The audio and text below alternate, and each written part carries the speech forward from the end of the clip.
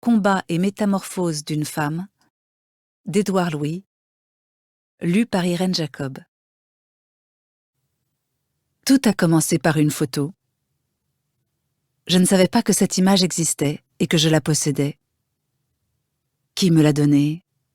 Et quand? La photo était prise par elle, l'année de ses 20 ans. J'imagine qu'elle avait dû tenir l'appareil à l'envers pour saisir son propre visage dans l'objectif.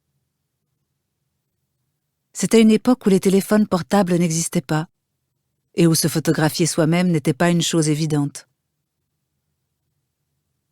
Elle penchait la tête sur le côté et elle souriait légèrement. Ses cheveux peignés et plaqués sur son front, impeccables. Ses cheveux blonds autour de ses yeux verts. C'était comme si elle cherchait à séduire. Je ne trouve pas les mots pour l'expliquer, mais tout, dans sa pose, dans son regard, dans le mouvement de ses cheveux, évoque la liberté sur ce cliché, l'infinité des possibles devant soi, et peut-être aussi le bonheur. J'avais oublié, je crois, qu'elle avait été libre avant ma naissance. Heureuse? J'avais dû y penser quand je vivais encore avec elle. Parfois. Un jour, elle avait forcément dû être jeune et pleine de rêves. Mais quand j'ai retrouvé cette photo, je n'y avais plus pensé depuis longtemps. C'était une connaissance, un savoir trop abstrait. Rien ou presque de ce que j'ai connu d'elle dans mon enfance, au contact de son corps, pendant 15 ans, n'aurait pu me le rappeler.